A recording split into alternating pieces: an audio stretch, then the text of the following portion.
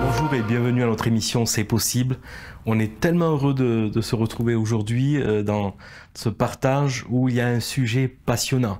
Une question pourrait venir à notre esprit: est-ce possible de lasser la patience de Dieu au point où on s'imagine que le pardon ne peut plus être accessible, comme un état d'irritation qu'on aurait imposé à Dieu et qui nous rejetterait pleinement?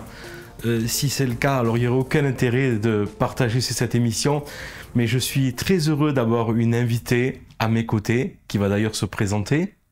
Bonjour, donc Laetitia, la région parisienne, originaire du Sud-Ouest.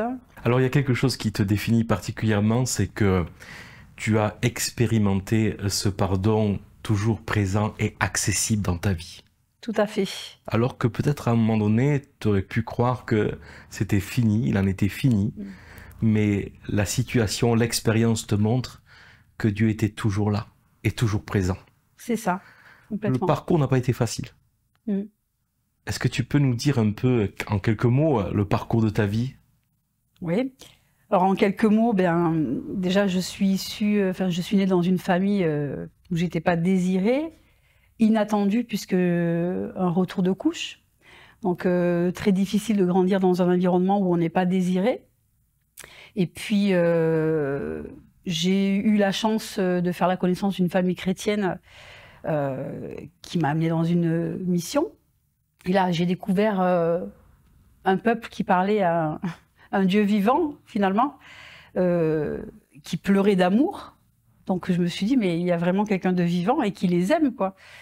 Et quand j'en ai parlé avec ma mère, elle m'a plutôt amenée vers une voyante, je dirais même une sorcière, pour me guérir de cela, puisque notre famille était plutôt tournée vers ça. Et ensuite, ma vie a été un peu catastrophique. Je suis partie à l'âge de 16 ans et je suis passée par des moments très difficiles. J'ai cherché à être aimée au travers d'hommes. Je suis tombée rapidement enceinte d'un petit garçon que j'ai perdu. Donc là, pour moi, Dieu n'existait plus, puisqu'il ne pouvait pas donner la vie et la reprendre. Et puis, je suis tombée dans la délinquance, la drogue, la rue. Voilà, j'avais beaucoup de mal à me stabiliser. Et Dieu m'a rappelé encore à lui au travers d'une autre mission où j'ai été à tout hasard, juste pour voir une amie. Et où j'ai pu avoir une vision extraordinaire de l'amour de Dieu. Et donc là, je suis revenue à lui. Et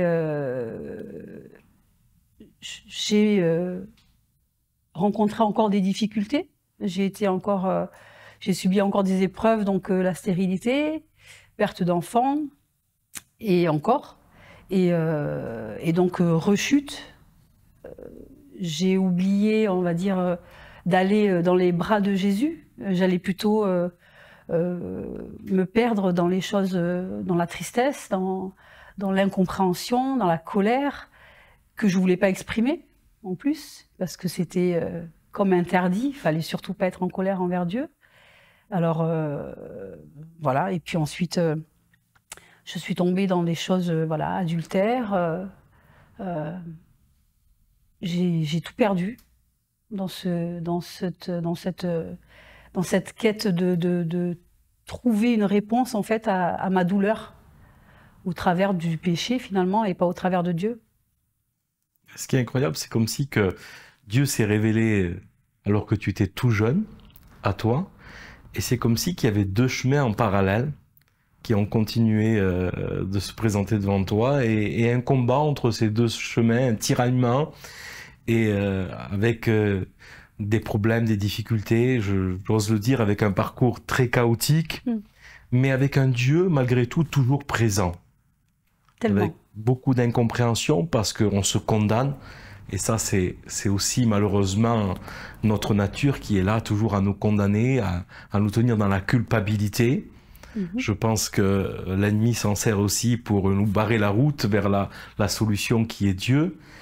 Mais en tout cas, ça a été un parcours assez, c'est mouvementé, très mouvementé. Tout à fait. Mais est-ce que Dieu a toujours été là dans tous ces moments où il revenait par De quelle façon il revenait à chaque fois? Par l'écoute de quelqu'un? Par quelqu'un qui t'en parlait ou... Alors, il revenait personnellement dans mon cœur, dans ma vie, au travers de songes, au travers de personnes que je ne connaissais pas, d'images. Il m'est arrivé des choses extraordinaires, mais qu'on n'aurait pas le temps de raconter parce que c'est des choses incroyables où on se dit mais Dieu, l'endroit où je suis, tu peux pas y être en fait. C'est pas possible, t'es pas là. C'est pas possible, Dieu, c'est pas toi. C'est trop en fait. Je suis dans les ténèbres là. Tu peux pas m'aimer.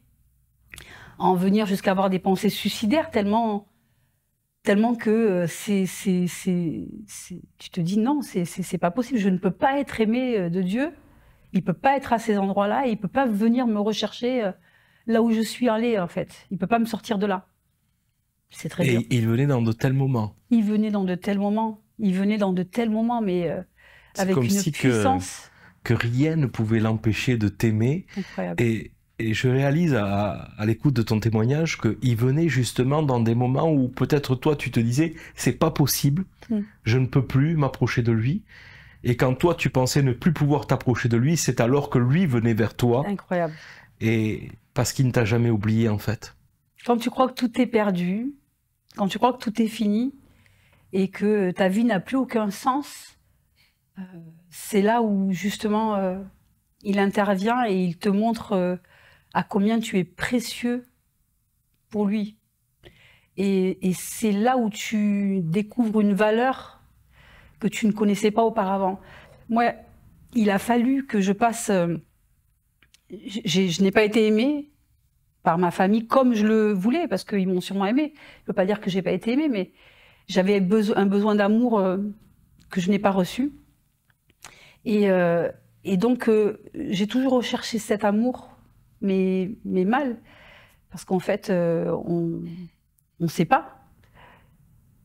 Et donc, on ne sait pas la valeur que l'on a.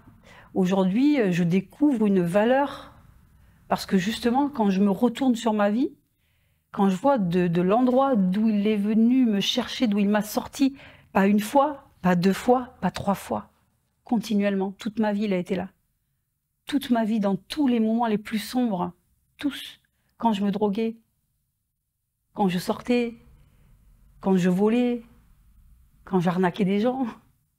Je peux en dire plein. Bien sûr. Je peux en dire plein des choses. Il a été là. Il a fait des choses pour m'empêcher.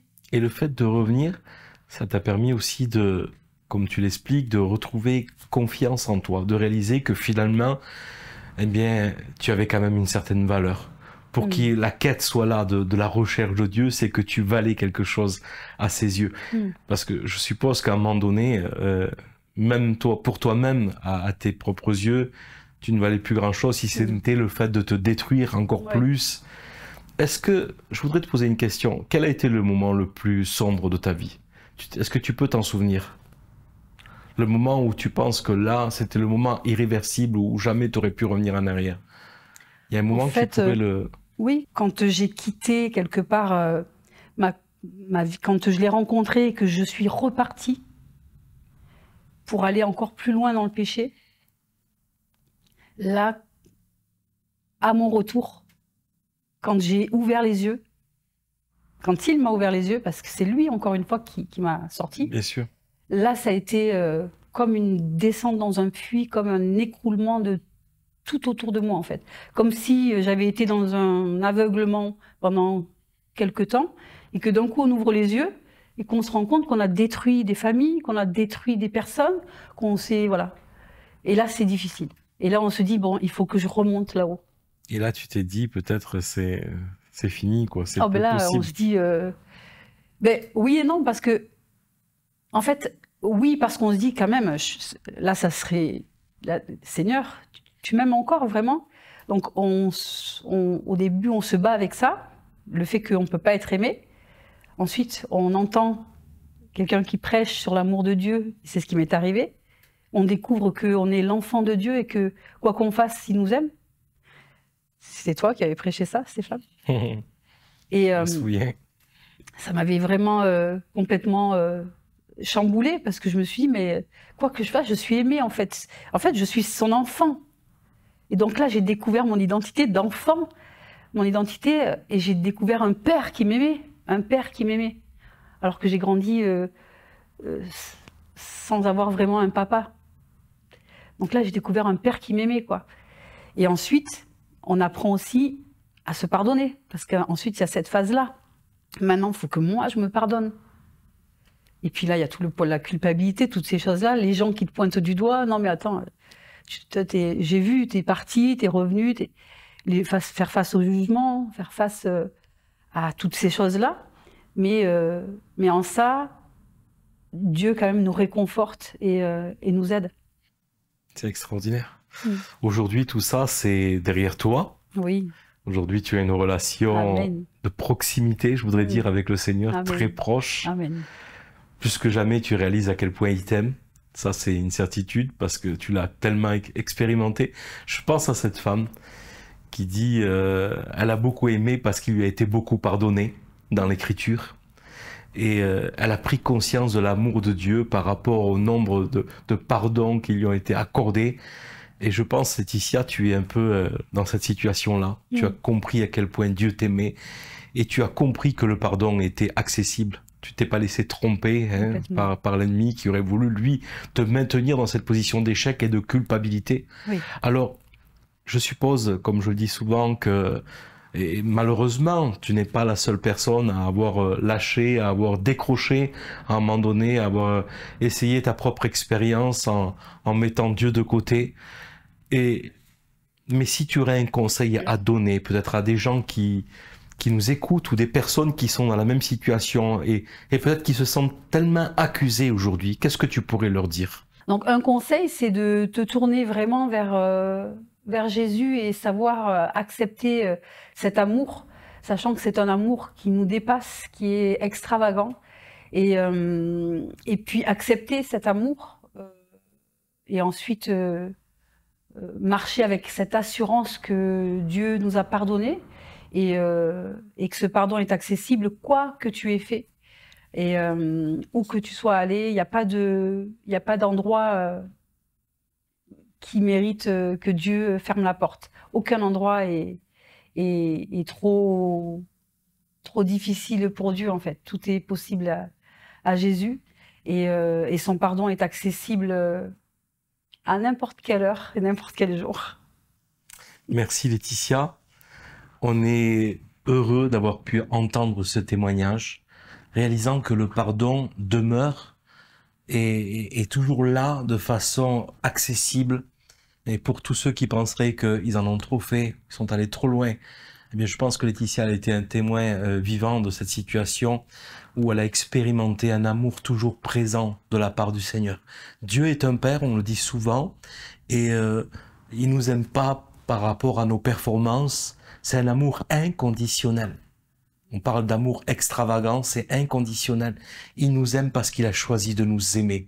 Alors on a toute la possibilité aujourd'hui de pouvoir nous rapprocher de lui, avec assurance même, parce que c'est un trône, mais non pas de mérite, mais de grâce, qui nous permet cet accès facile et toujours possible auprès de lui. Je vous remercie pour l'écoute que vous nous avez accordée, et on se donne rendez-vous dans un prochain C'est possible avec un nouveau témoignage, nouvelles expériences et nouveaux défis de vie.